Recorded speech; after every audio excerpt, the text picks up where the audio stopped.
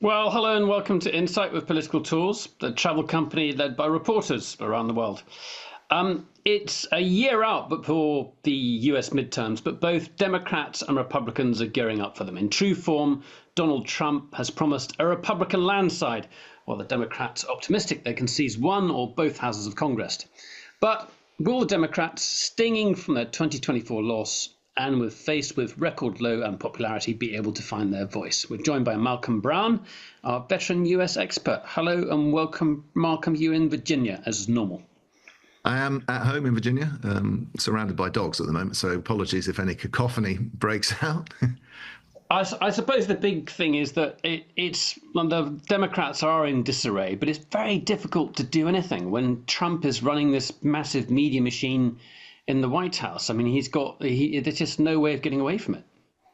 Yeah, I mean, news cycles have got so truncated that something that was wildly current and massively gripping an hour ago is suddenly dated and seemingly irrelevant and largely forgotten, now.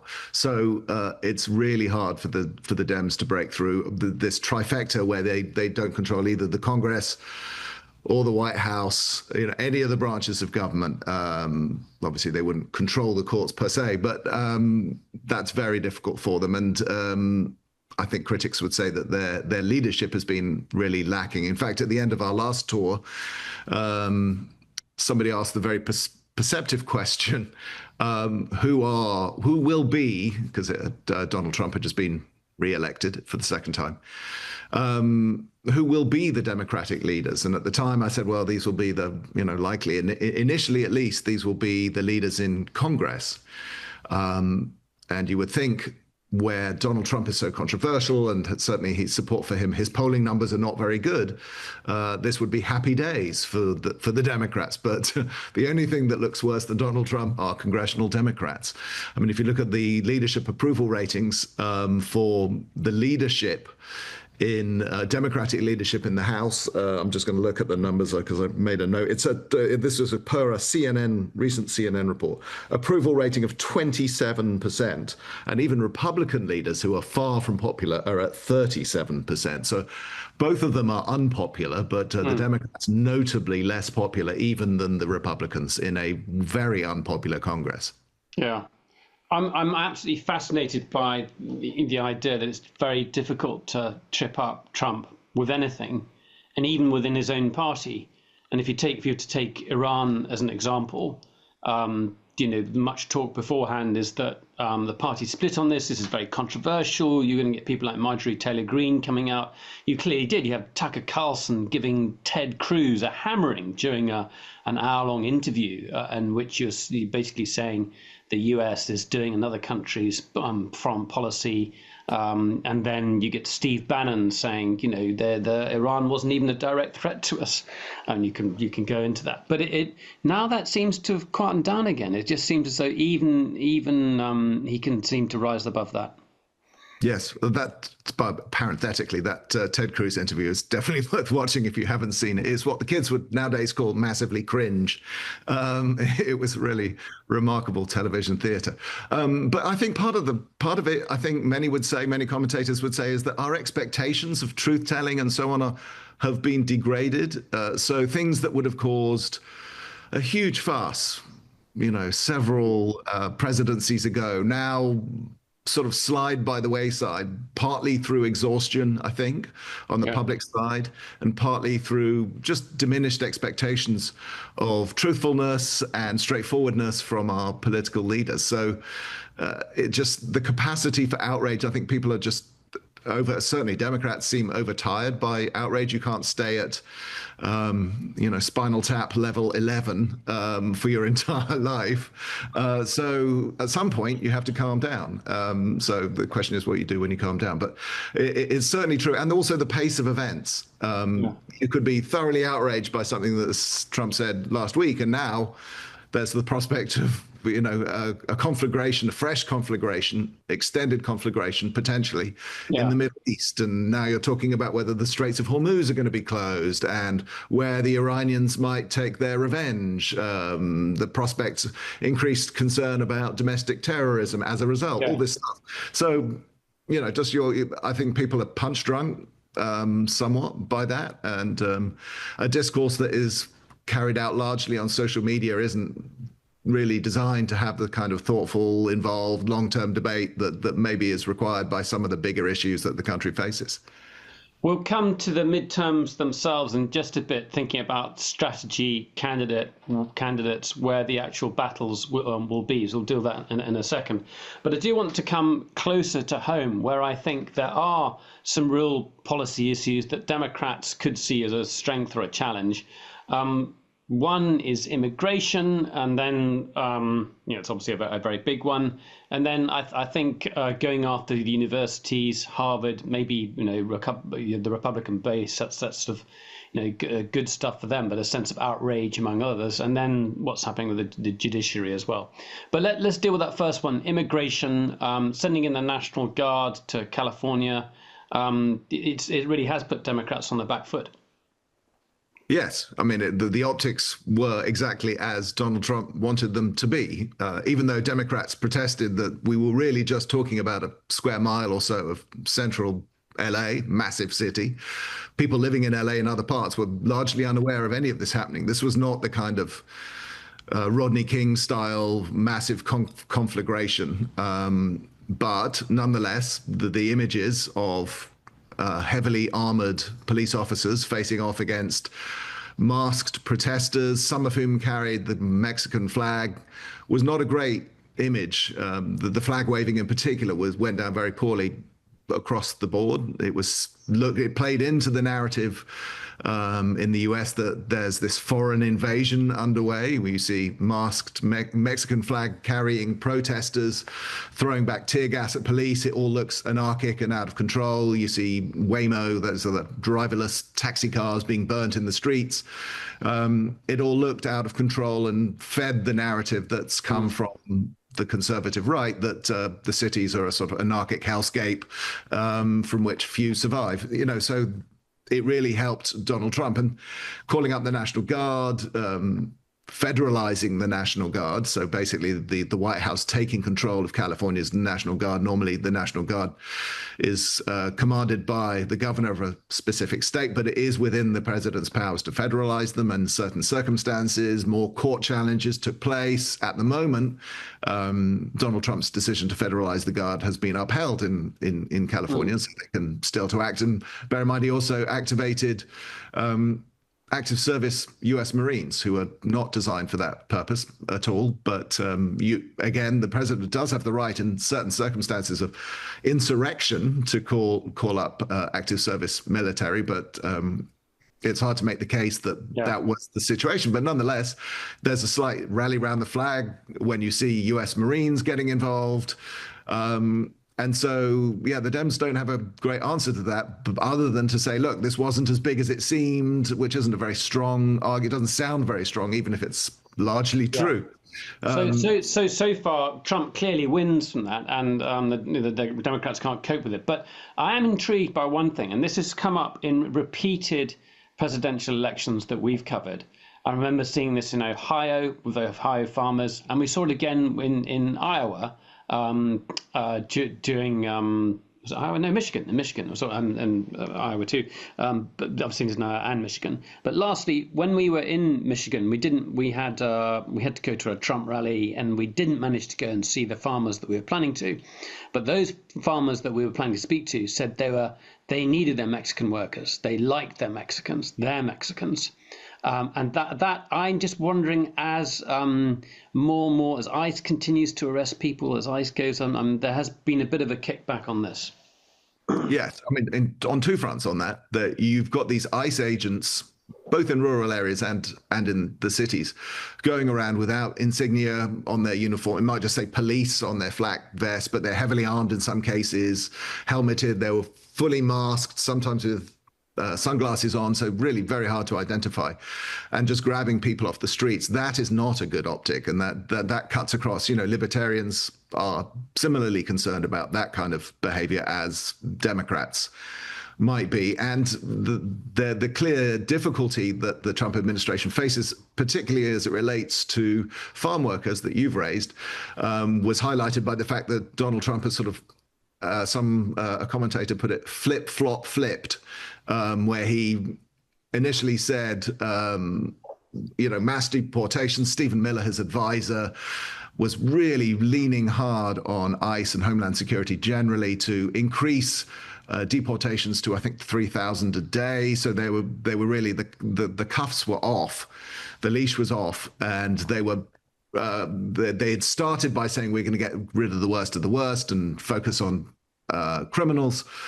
And really it became, maybe they went after criminals, but also people who were caught up incidentally during the apprehension of a criminal, they could also be hoovered up. And then sort of really just, they were looking around, they were turning up to work sites, farm sites. Yeah.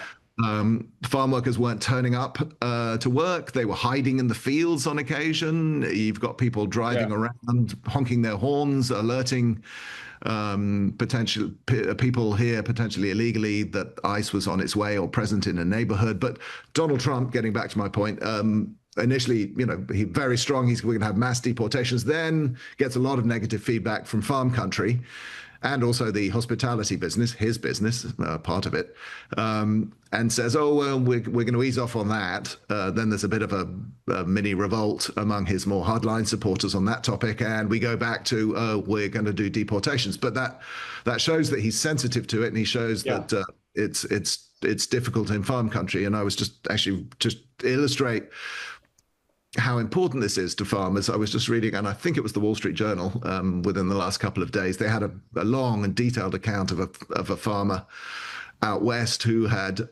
he'd lost some of his American labor, shall we say, and he had gone to extraordinary lengths through a grant from the federal government to bring someone over from Guatemala. Reams of paperwork that he and his wife had poured over at night, hundreds of pages to get one worker over from Guatemala, and it really hinged on these funds that he was getting from the federal government. He'd even gone as far as to buy the guy a pickup truck so that he had a semi-wide, a small pre-made housing for him when he came over.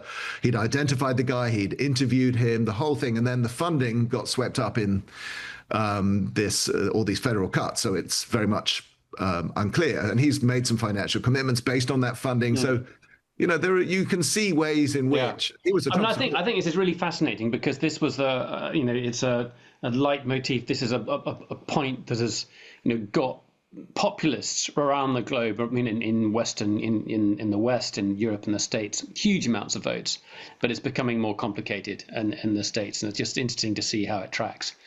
We should say that there are plenty of examples, though, anecdotally, of farmers and others just saying, this is really tough right now, but this is what we have to do in order to get this, to Donald Trump's vision of a better America. So some of them are prepared to suck it up, to use the American term. Okay. But I mean, my last point was, the last 2 points were really to talk about I think we could talk about the courts and the judiciary for a long time, but going after Harvard University, freedom of speech, going after the law firms, which I think we've spoken a bit about before as well. It would strike me that, again, for the Democrats, this would be a key thing. But if you're going after elite students and going after foreign students, it's maybe that's not the sort of rallying cry that people are interested in. Yeah, and I think it's fair to say that some of the second-tier effects of these decisions won't be felt for a while. So. And I would extend the higher education thing to medical research, for instance, which is sort of related, obviously. The National Institutes of Health have had deep cuts. But if you kill a cancer program now or stop funding it, the impacts of that are not felt for a while, and something that just doesn't happen. It's sometimes harder to see than something that you had and was taken away. So it may be that some of the impacts of these decisions will take a while to permeate politically, even though they're having real world impacts right now. But yeah, Donald Trump has looked around the political landscape and gone, who's very unpopular, and higher education. I mean, it's very easy to portray Harvard University as an out of touch elite university sitting on tens of billions of dollars in its endowment and seeming like an elite institution that has little bearing on the lives of ordinary Americans. And so, yeah, you go after them. People are not standing around in the streets with placards saying, Save Harvard. Save Harvard, right. Yeah, okay. Well, listen, let's turn to the actual votes themselves. And please do, anyone watching, do start putting questions in the Q&A box or raise your hand, and then you can put your questions directly to Malcolm. Just off the top of your head, where do you think are the sort of key battlegrounds? What are them? What races are you most interested in? Well, perennially, the 5 swing states, but within them, somewhere like Pennsylvania is interesting. We go there a lot on the tours, and it's always quite revealing about the thinking. For instance, interesting now, I don't think he's re-up, but Senator John Fetterman, we've covered a lot. A giant of a man who is singular in his sartorial choices in the Senate, where he's often seen wandering around in a hoodie, sweatshirt. But he's now sort of flirting with, not so much with MAGA, but certainly with MAGA positions. Very pro-Israel, for instance, in the current environment. So it's interesting to see that.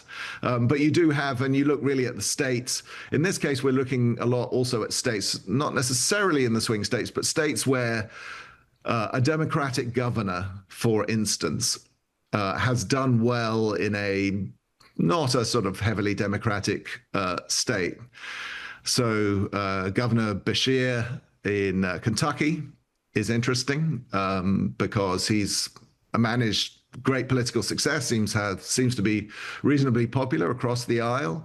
So that's the kind of, we're sort of looking at not just at what the results are doing, but who are the personalities in this environment where there's a kind of a void of Democratic leadership. The heavy hitters are just not really there. Bill Clinton's, he still has great name recognition, but he's, I think, probably fairly seen as a man of the past. Barack Obama doesn't seem too interested in really getting involved on a daily basis. In fact, the commentator George Will said that he occasionally, I think the phrasing was, he comes down from the Mount of Olympus to a pine occasionally, but that's largely it. So it's very hard. So we're looking around, I think, in these races coming up, is to see, yes, what are the general trends? But that's a reflection of the weakness of things, isn't it? Because you can't talk about issues that they've created for themselves that are strong, where they can win points against the White House. So you're looking around, you're clutching at straws, hoping for some standout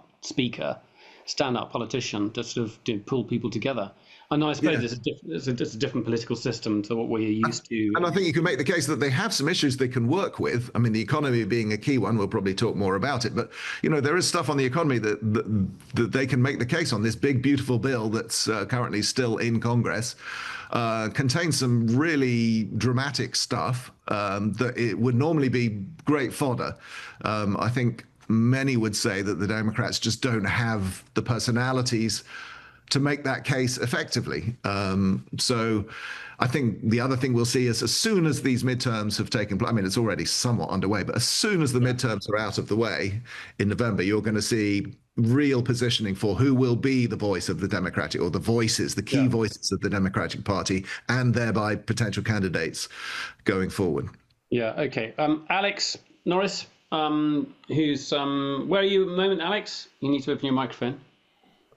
I am in New York City, where it is a heat wave descending on us right now. It's very cold here in Llanbobol, where Alex was until very recently. So it's nice and cool and breezy here. But Alex, I know we've all got questions, but go ahead, fire away with some of yours. Yeah, I don't want to jump the gun here with this question, but I wanted to ask, essentially, there's been a lot of talk among some circles in the Democratic Party of finding or trying to elevate a candidate for the 2028 who is potentially sort of a non-politician. There's talk of sports commentators, of actors, people who essentially are in the entertainment business, like Trump was before he took office, and can sort of speak his language and match his energy. I want to hear your thoughts about how the party is positioning for that, and whether or not you think that that's going to be You've both got, Alex, you were talking about sport. Tell us who the sports commentator was, Alex. There's a popular basketball NBA commentator named Stephen A. Smith that if the reports are to be trusted, or is being sort of questioned and prepped for a potential run in 2028. For the presidency you're talking about? Yes, but I mean, I would imagine that this would pick up steam during the midterms and then, sort of go into the 2028. Yeah, yeah. And I mean, Ghana. that's a mark of the sort of, I mean, I'm not to disparage him. He's an excellent commentator. But, that's a mark of the kind of desperation, I think, on the Democratic side, or on the urgency, I suppose, would be a more charitable way of putting it, of finding this figure. The other person that we could allude to, just George Clooney, sometimes talked about. He has been involved in Democratic politics, and he was famously one of those to raise the alarm publicly about Joe Biden's declining mental condition and cognitive health. So he is seen as a, potentially serious person. Whether he would play in Minnetonka, I don't know. But he would be an absolute disaster in the Midwest, and if you're thinking about more traditional areas, East Coast, West Coast, cliche, really. Right. I think that's probably fair. But he's a smart guy. I mean, a smart guy cares about politics. So, he is put in the frame. There are more likely candidates, but, in an environment where things are so extraordinary, I think people maybe reach outside the box. Yeah. And in the environment where, as you said, Donald Trump is president, given his prior political experience, there is a view that maybe you should look outside the usual toolbox for someone different. Yeah. Okay. Well, I'm going to go in the reverse direction, and Alex can come back to you and go to the more sort of traditional way of looking at battlegrounds, and come back to Pennsylvania. We were talking about Fetterman. The other person is the governor, Shapiro. Alex, can you talk about both their qualities? I mean, there was some people were saying, listen, Fetterman's the ideal candidate. He is just more truly working class, and he knows how to speak to ordinary people. He's just so unusual. He's going to really grab people's attention. I mean, obviously there has health concerns. He's had a major stroke. And Alex, how did you take that? And then on Shapiro, fantastic, amazing speaker, but he's loathed by the left. He's pro-Israel as well. I suppose that's just part and parcel of the Democratic Party. Your thoughts on both of those, Alex? Yeah, certainly. Fetterman is, as Malcolm has sort of alluded to, is definitely an odd character, an unusual senator, to say the least. And he represents a sort of some would say the populist left as well. He's, working party, working class. He himself comes from a rural part of Pennsylvania. So he speaks to, I think, areas that the Democrats have made losses in the past 8 years or so, where they struggled to compete with Trump. And he, in many ways, is being seen, I think, by some party insiders, as what I've heard, as a potential candidate himself in 2028, or at least somebody who can, down the line be influential. Meanwhile, I think Shapiro is a little bit more establishment. I think Malcolm can probably add his own thoughts on this.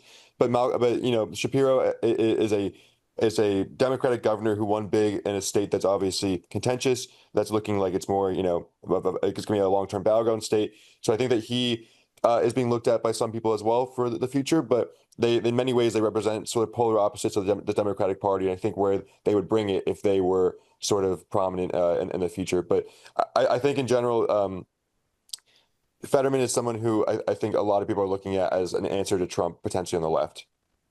But we have to bear in mind, a lot of this will depend on sort of how the competition within the Democratic Party between the progressive left and the centrists pans out, and who will be more influential in choosing their candidates. And the same thing has applied in the past to Republicans. So, someone who will appeal to the radical base of your party, which is the most involved, has the most energy, may not be the person who is best positioned in a general. So, yes, Shapiro would be regarded in this scenario as the moderate centrist-ish, and Fetterman would be more apart from his views on Israel, yeah, would be the more progressive sort of radical candidate. But the Israel thing is something of a touchstone for the base of the Democratic Party, and it would be hard to see if the base were to be the deciding factor, and it typically is. It would be hard to see how progressives would ever hold their nose to support someone like Shapiro or Fetterman, just on the basis of their views on Israel. Yeah, that's the real, and I find that absolutely fascinating, considering what's happening. And we thought that the Israel-Palestine issue could be a really decisive factor in in Michigan, and perhaps it was in that you had many people who voted out of or abstained, voted for the third candidate because they were so cross with the Biden White House, and the good people of Hamtramck, who are all Yemeni and conservative socially, all voted for Biden, and Trump has just banned all their countrymen from entering the United States. So they might not be so happy with the vote afterwards.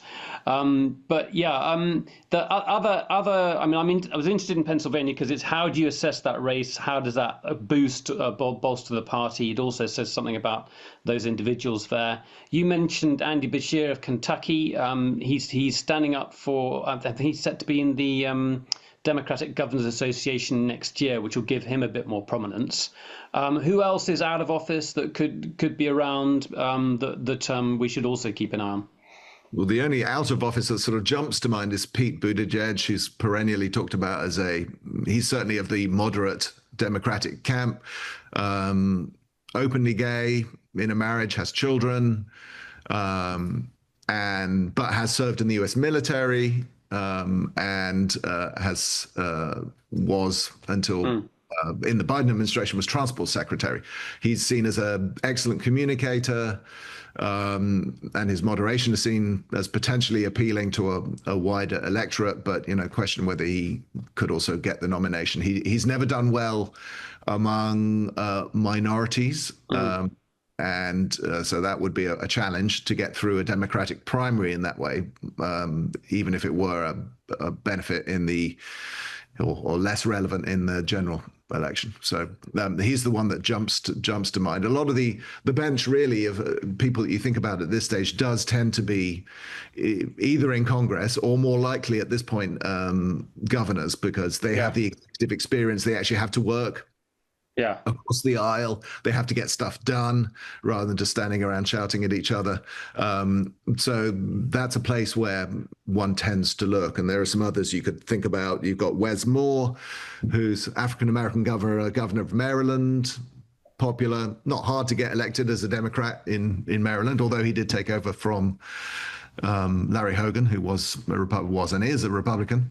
So you've got characters like that out there, but they're all in office. So Tim Walz, obviously, having run with Kamala Harris, he's an obvious potential candidate. J.B. Pritzker, who's the governor of Illinois. One other who's not in office, I should mention, Rahm Emanuel, veteran. He's the sort of many Democrats are sort of, they want their own knife fighter, basically. Chicago. Tough. Plain speaking, again, very pro-Israel. So, could be challenging, but he's the guy in a political knife fight that will definitely hold his own. He's smart. He was in the Biden administration, was the US ambassador to Tokyo, and is now clearly back in town and making it known that he's interested. That's really fascinating. I'd completely forgotten about him, and I think that's of all the people we've been speaking about, I think that's probably one of the strongest sort of voices that one can think of. We've got some questions coming in. We've got Richard Murphy, who can't ask this himself for technical reasons, but he says, can you talk about how actual election results across the country are going? Are the Democrats doing well enough on the ground at the moment in elections to, for example, replace dead, resigned Congress people? I mean, what's happening at the local level and how are they doing? We are, well, actually, so speaking as a Virginian, we will have a special election, but it hasn't occurred yet. It's coming up following the death of a veteran local Democrat. I think his seat, I'm not sure how instructive it would be. He's very likely to go to a Democrat. So you're really looking, we just had primaries last week on Tuesday, where, again, looking locally, in fact, the governorship, which is widely watched here in Virginia because governors cannot serve more than one consecutive term. The primary is interesting because we know that the current governor will not be able to stay, and the Dems candidate, Abigail Spanberger, is a real moderate. She's a national security moderate. She came out of the CIA, I believe, certainly out of the national security apparatus. I think it was the CIA.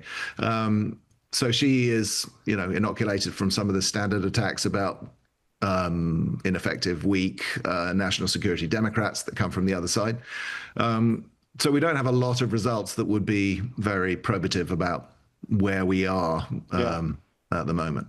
Yeah, okay. In a bit, I'm going to talk through what we're going to be actually doing on our next midterms tour, which we're actually using New York for and then DC. So I'll come back to that in a second. But we've got a question from John. John R, I know his surname. Go ahead, John. Hi, can you hear me all right? Cool. Yeah, go on. Hi, Malcolm.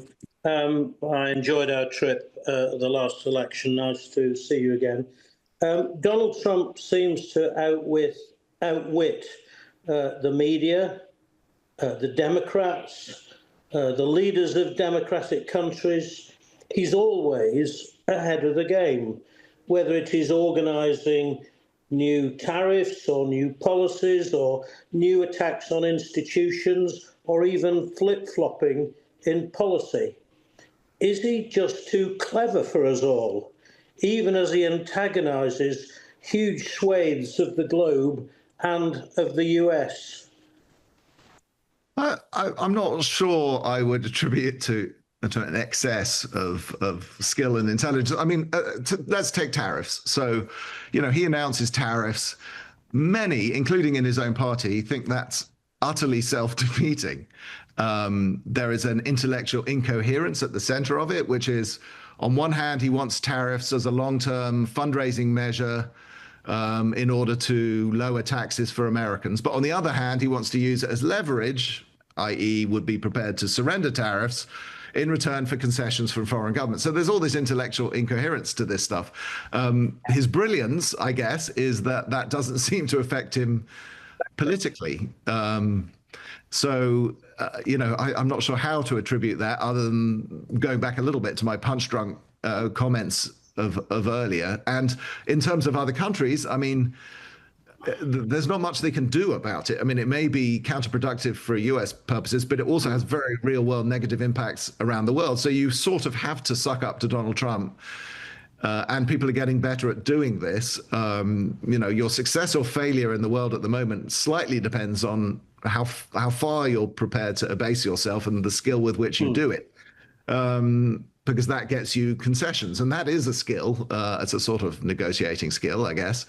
So, I think, Malcolm, you've got to trade with the US, really, in many cases. I think you've got to give them credit for being able to go after key institutions, using the federal government's power to pursue things in a way that is so divisive and so destructive that it's truly shocking, and it grabs everyone's attention. And we've talked about going after universities. We talk about sending in the National Guard, deporting people. They are doing this. I mean, we looked at the Project 2025, which had many of these policies in, but the vigor with which they're going after it really is quite, astounding. It is really sort of shock and awe stuff. So I think you have to give the administration credit for the speed and the aggression with which they've gone after these things. So That's true. And there is strategy there. There's strategy there. Well, they have correctly observed that the courts cannot move as fast as the executive. So if you flood the zone, as you've just pointed out, with dramatic policy change in every sphere of American life, largely, the courts just can't keep up with that. Court cases can take years traditionally to get to the Supreme Court. So in the meantime, assuming, and that's why they're going after the ability of a local federal court, a district federal court to issue a nationwide injunction, because that's one of the few barriers still where if you have a judge in one of the federal districts, they can, at the moment, issue an injunction to stop whatever policy it is nationally. If that can be successfully undermined, then there are much fewer constraints to what the administration. Yeah. So my supporting John's argument there is that there is there's a plan,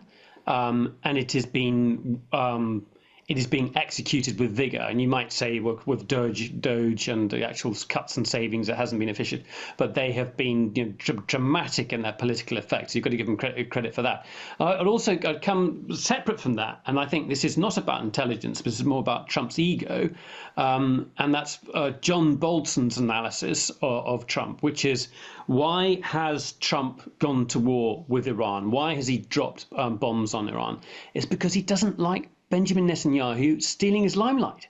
He does. He's no longer leading the headlines. Bibi's out there doing stuff in Iran. He's not on the front page. He's not the ticker on CNN or whatever. And he's outraged by it. And this is the way of getting back on top. So it's narcissism at its worst, rather than in intelligence. Yeah, I mean, that's totally true. I mean, if you look at the narrative arc of US support for Israeli strikes on Iran, this started out with what was perceived to be a notably cool statement from Marco Rubio, Secretary of State, about the initial Israeli strikes, and expressing no great support, and certainly not saying that the US would get involved, and lots of discussion about how the US would not get involved. And then quite rapidly, we went from that position to the supposed 2-week warning to Iran, followed by the breaching of that 2-week warning within a matter of 2 or 3 days, to launch the US's own strikes. And then when asked about this, the administration has about this apparent disparity in positions and change in positions, the administration is essentially saying that Donald Trump is crafty like a fox, that this was all a ruse. Yeah, incredible. I am very much looking forward to our tour with you. It's not for a year and a bit. But we've chosen New York. Well, the two points I wanted to make. One is that we've chosen New York because of the UN, and it's got that sort of international dimension to it. We can get access to, diplomats are going to talk about the impact of Trump's presidency across the world. And this is the main thrust I want to get at, which is, what is the legacy of Trump's administration? How will he have changed the world if he's in office, for 4 years, which we presume he is just going to be in office for 4 years? And then the question, the other one, is about what is the state of democracy in the United States after this. And I think New York's a very good place to do that as well. You've got organizations like the ACLU, you've got Human Rights Watch. So we're going to be able to get access to all of those organizations, as well as key diplomats. And then New York itself, I think, we think of New York City, and obviously it's all completely Democrat. But if you go up to the north, which we're hoping to do, it's much more conservative. And I think that's if the Democrats are going to win, if they're going to try, and they've got to get places like that back again. And those places are rural, local. That Trump has done very well in those kind of places. But so that's also because we've done Michigan, we've done Georgia, we've done Florida, we've done Ohio, and this is the upstate New York is different for us. Malcolm, any of your thoughts there? Yeah, I mean, certainly the international component, he's dramatically reshaping international relations. So it would be very interesting to talk to some allied or representatives or people with a view about allied nations, and also traditional US adversaries, because he's remaking relationships with both. Notably, it'd be great to get a view on alliances, especially NATO. That's an area will be interesting to see where that goes, because certainly, having just spent a few days in the UK myself, it's clear that relationship's being remade, and the Europeans are evidently thinking about not necessarily an alternative to NATO, but how do you have a NATO in which you can't rely on the US, and how do you make some of your own security decisions? And now accepting the 5% defense investment, that was unthinkable a short while ago. I mean, Trump has been fighting to get, that's an area of great success of his, where he's been fighting to get Europeans to spend a larger share of their GDP for years, and now we're at 5%. Now that's somewhat because of the instability that he has created, in addition to the moral arguments he's. Yeah, I don't think it's convincing intellectual arguments about. Right. They haven't got our back. Shit, we've got to do something. It's panic, yes. nonetheless, it's action that he has taken. So the international entities and the human rights and a component of it will be very interesting. International aid is also another area where we'll have access. We haven't designed the program yet, but we could be talking to the World Food Program. All those UN agencies are there because the whole international aid structure has been dramatically rewritten by this administration. USAID is, a shadow of that. That's the agency that does aid for the US government is a shadow of what it was. Aid is still being delivered, but they're thinking about different ways of delivering it. But it's, at the end of the day, there's just a lot less of it as well, aside from the bureaucratic reconstruction. Yeah. We've got a tour next year that goes to Poland and Lithuania, and we are looking at exactly that question. How does Europe rearm itself? We've just done a talk on Poland. Poland is hitting 5%, like very, very. I think it's at 4.2 or 4.3% already. It's already the amount of armaments it's bought. It has the largest number of tanks in Europe. It's bought weapon systems from the UK. South Korea is now a major exporter of weapons to Europe. And this is really, really happening now. And then beyond that, there are all the questions about Russian propaganda, disruption, the GRU working in various places, buying elections and shaping elections. All those things are, these are really key questions at the moment. I've got a question from Hillary, and I don't know if we can have her online.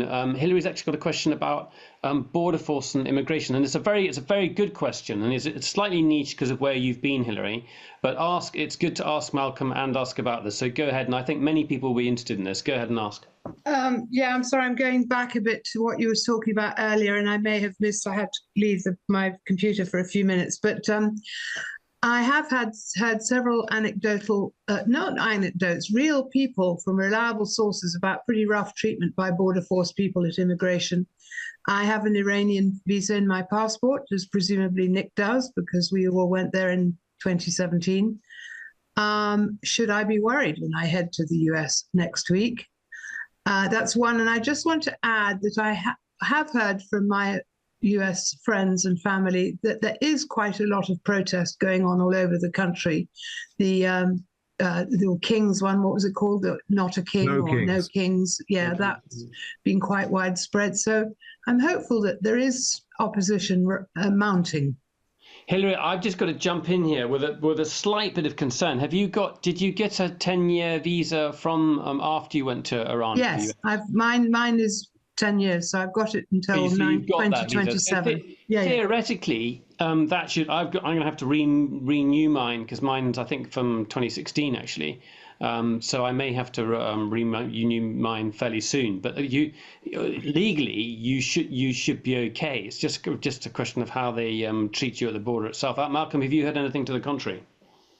I mean, you do hear about, well, I mean, not so much I haven't heard people having trouble with an Iranian visa, and I have had an Iranian visa in my British passport. I actually am a dual national, so it wouldn't necessarily show up in the passport itself. But I mean, the broader point is, yes, you do hear horror stories about people being. There was a well-reported story recently about a young journalist I think he was from New Zealand. Anyway, foreign journalist who was coming in, and they were looking at his social media output, and a lot of it was perceived to be very pro-Palestinian, and he was sent packing. There was a German tourist who was, I don't even know why she was apprehended, but there was some problem with her paperwork, and she was held for quite a period of time. All that said, I think you should be fine if you straightforward and so on with the officers that you deal with. But it is interesting that you ask the question. It's a sensible question. And oddly enough, I was just in the UK, as I mentioned, and at a family funeral, and this came up when they discovered, and a lady asked me, she just wants to come on holiday to the US. And it's illustrative of the times that we're in. She said, do you think I should come to the US on holiday if I want to come? And I said, I think you'll be fine. But, the people are asking this question, and there is enough anecdotal evidence out there that, bad things can happen at the border, that you should certainly make sure that all your I's are dotted and T's are crossed and all that stuff. And I do think the border agencies feel emboldened, empowered may be the better word, at the moment. No one's going to be reprimanded for being strict at the border in the current environment. So that may not. Well, they do have evidence that I go to the US every year and live there. I mean, my whole life history comes up in front of them, so I'm hoping I'll be all right. But yeah, I think I've heard enough stories to be just a little bit apprehensive. Yes, and in answer to your Five Kings thing, I mean, there was a lot of criticism of the media for not covering that sufficiently. As a sort of lapsed media type, I sort of understand why that's the case. It was very diffuse. It's hard to get your arms around something that's happening all over the place. But the estimates, there were credible estimates that 5 million people were on the streets during the recent demonstrations. I mean, one of my local villages, which it really is quite small, there were a few dozen people, a couple of dozen maybe, on the side of the street. If you extrapolate from that to around the country, I mean, that 5 million number sounds plausible, and that's a good chunk of people. It's hard to get people to spend an entire day of their weekend, to rally around a single issue. And so that was notable, I think. And it may be fair to say that the media didn't give it as much attention as the military parade, which coincided with it. So, Malcolm, as we sort of draw to a close, I do want to circle back to that question about the long-term impact of Trump's presidency. And in terms of who wins next time, there are many things. Here we are. We're barely 6 months into this presidency, and the things that he has done are colossal. And as you pointed out, with things like Harvard, the medical programs being cut, not just at university level, but also the federal level, these will take time to sort of work their way through the system before they have a political effect. And I suppose the really fundamental one is the economy, the impact of tariffs, but just the overall uncertainty of this presidency. And I wonder how that is going to affect people in a year's time or even less. Well, I mean, given the current trajectory, we've just seen, the economic numbers are such that the Fed is not lowering interest rates currently. Growth, its estimates of growth have gone down. The full impacts of the tariffs are yet to be felt, because some of them are in this sort of 90-day hold period. But it's pretty clear that tariffs are here, on the current trajectory, tariffs are here to stay. You could argue whether it's going to be at some ludicrously high number, several 100%, or whether it will be, but a 10% tariff, which is, say, under the British deal, which is the only deal that's actually occurred so far, which is still not fully a deal, but anyway, it's the only one that has any real detail to it. That still presupposes a 10% tariff. And that's on a, historically friendly nation to the US. So tariffs here to stay. And whatever the administration says, that will drive up consumer prices. And it's hard to, the tax proposals and the spending proposals and the cuts, particularly in this big, beautiful bill, as it's called, are really dramatic. And if they took effect, it would literally remake the landscape in some cases. There are millions of acres of public lands that would be sold if this proposal went through as it's currently configured. Now, we're a long way from that, but that is part of the idea. The tax proposals have been widely criticized as being, mostly from the left, but not only, as being the largest transfer of wealth from the poor to the wealthy in US history. And if that were to take place and that were to be felt and that were to be true, it would be hard to see how some of the blue collar support that Trump attracted would feel great about any of that.